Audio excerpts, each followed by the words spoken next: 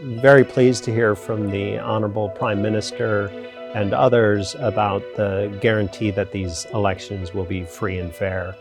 And when they're saying free and fair, and then I think it's important that you go back to some of the United Nations documents and some of the United Nations, because there's international standards that members have agreed on as it relates to free and fair elections. What plan do you have? Because there were a number of discussions about climate funding and also FDI.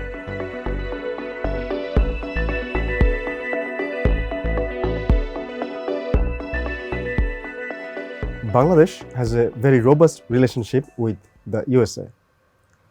In the recent times, however, there were some strains, especially following the US sanctions against RAB, and also that the USA did not invite Bangladesh to its democracy summit. In the recent months, we have seen renewed engagement. A lot of top officials from the USA visited Bangladesh. What brings the USA to Bangladesh? We'll hear all these from American Ambassador to Bangladesh, Mr. Peter Haas. Welcome to our show, Ambassador Peter Haas. Recent times, there were a lot of engagements between Bangladesh and USA. A number of top officials visited Bangladesh, went to Rohingya camps, talked to the authorities and all this. So we can see a clear renewed interest of Washington with Dhaka. Would you please tell us what brings Washington to here? What are the attractions? Yeah. So I wouldn't characterize it as renewed interest. I would characterize it as deep interest, which we couldn't display during the time of COVID. And so it's it's a re-engagement, but just as interested as we've always been. And I think part of it is just the wide array of things that we have to work together on, whether it's questions of human rights, whether it's questions about business, whether it's questions about security, whether it's assistance on COVID, the Rohingya. There are just people-to-people exchanges, students. There are just thousands of things that we work together on with Bangladesh. And so it's no surprise that now people can travel, that they're coming here. And you have been, calling for free, fair elections in Bangladesh because the Biden administration is democracy is a very important pillar of Biden's foreign policy. But now the reality is that in Bangladesh, the opposition BNP is saying that it is not going for elections if it happens under the current ruling party. It wants a caretaker system, but the Awami League, the ruling party, is saying just the opposite. What is your assessment? Is the election going to be free, fair, and participatory?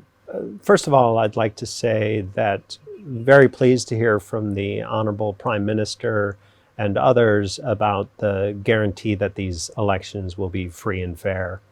And when they're saying free and fair, and then I think it's important that you go back to some of the United Nations documents and some of the United Nations, because there's international standards that members have agreed on as it relates to free and fair elections. And there are things like freedom of political association, the freedom of peaceful assembly, freedom of movement, freedom of information, freedom of political expression, and a freedom from coercion or violence. And so I think those are the standards by which we need to look at free and fair elections. The United States has no role in deciding or even having an opinion on caretaker government, non-caretaker government.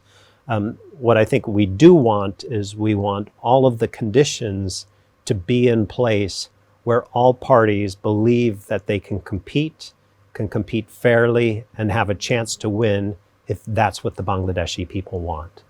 In December last year, U.S. Senate has passed Burma Act, and the analysts are saying that this act is meant to support the democratic forces in Myanmar, and also there is a fear that when the USA supports the democratic forces, including the National Unity Government and some other ethnic communities fighting for democracy and autonomy, there might be other countries, for example China and Russia, will jump in and provide more support to the Myanmar junta, and in that case there might be a great power competition in this region, including in Myanmar.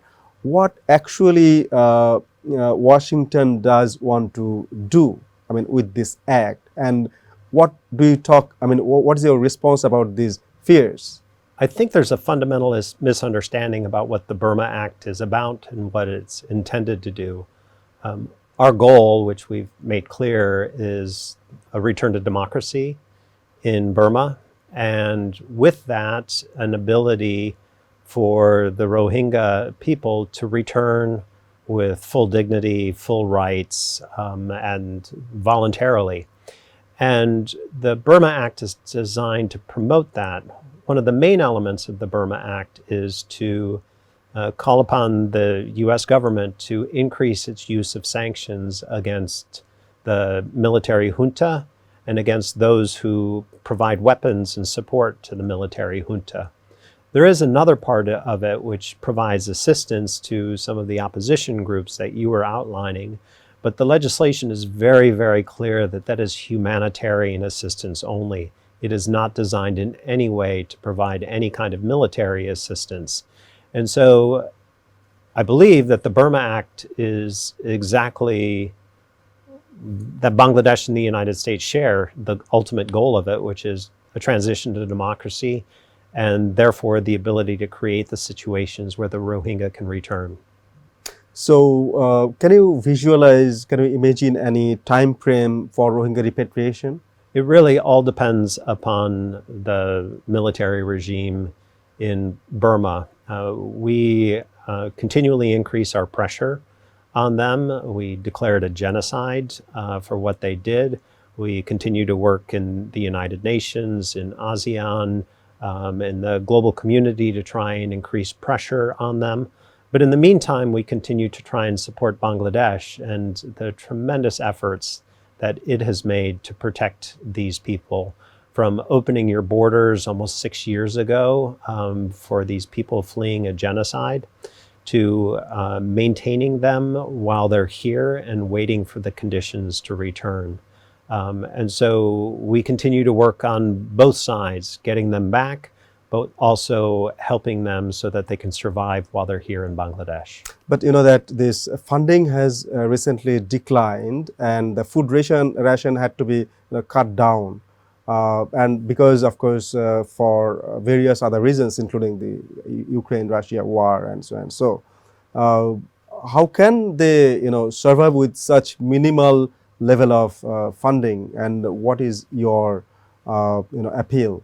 No, so it's an absolutely horrific situation, and one that further traumatizes the refugees, and one that that can further destabilize the camps. I think there's a couple of important things here. One is that the number of countries that provides financial support to the Rohingya refugee response is relatively little. And so some of us, yes, are cutting our funding, but there are a lot of important countries out there who do not provide funding, and so perhaps they could start. The other, I think, is a close look at the policies as they relate to the camps. Whether or not the refugees there, they're currently not allowed to work and have formal sources of income. So they're entirely dependent on humanitarian assistance. If they were given a chance to have a livelihood, and then they could help pay and replace some of these cuts that are being made. Similarly, if some of the shelters were allowed to be made more permanent, it would lessen the need for donors to have to rebuild things after fires. And so there's a number of things that can happen that will help all of us to manage the decline in funding. Bangladesh has been, seeking foreign direct investment quite seriously, and we know that USA is the biggest FDI, country in Bangladesh. But you said there are challenges and this and that. And also on the other side, Bangladesh needs a lot of fund for climate change adaptation, renewable energy, technology transfer. But we have seen that these funds are not really coming. What plan do you have? Because there were a number of discussions about climate funding and also FDI. So as you pointed out, the United States is the largest foreign direct investor here in Bangladesh, and it's a position, frankly, that I want us to keep and to build upon. A lot of that has been in the energy sector and will continue to be in the energy sector. It's one of the areas where Bangladesh has the greatest need, but also has a fair amount of unexplored resources. There are also U.S. companies looking at renewable energy as a possibility and other projects here. I think the key thing is that Bangladesh has a lot of advantages. It's got a large market, a quickly growing market, an increasingly large middle class, and lots of hardworking people. And so American companies will be looking at here. But when they look here, they will also be looking at some of Bangladesh's competitors in the region. So it can be a great environment here, but if a neighboring country is just a little better, and then the investment's going to go to the other place. And so I know Bangladesh has started working on a number of things that maybe scare investors away. Things like corruption, the inability to get quick judicial decisions, enforceability of contracts, and the ability to move your money in and out of the country. And so as Bangladesh continues to address these, I think more and more US companies will look here, including on renewable energy. And you know that Bangladesh has recently finalized a draft on its own Indo-Pacific outlook.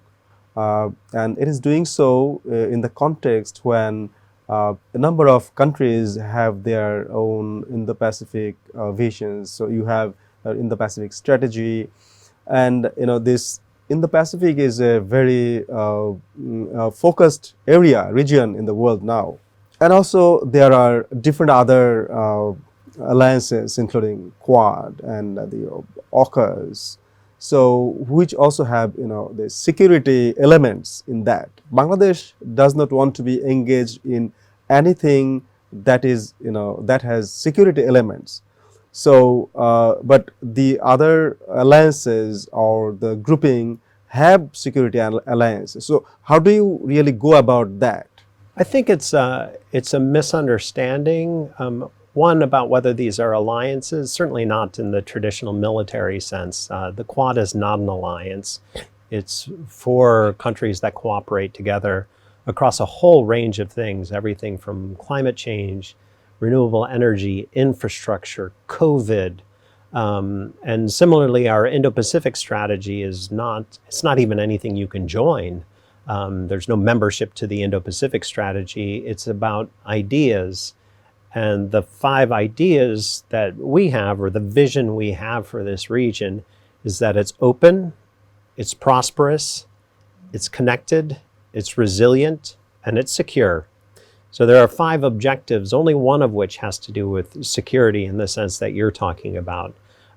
Instead, it's just a way of focusing on how we want to devote our attention to the region and what we want to emphasize. But it's not about anyone having to take sides. We're not pushing for people to join the Indo-Pacific strategy. We have our vision, and in fact, Sheikh Hasina, when she was in Paris a couple of years ago, laid out an initial vision of the Indo-Pacific, which was very similar to what we're talking about. Yeah, as you said, there are a number of issues that our two countries have in their relationship.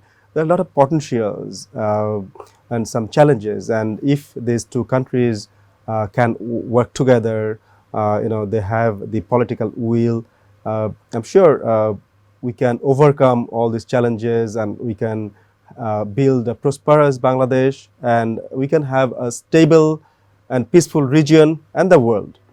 So thank you very much, Ambassador, for your time. Great. Thank you. Thank you.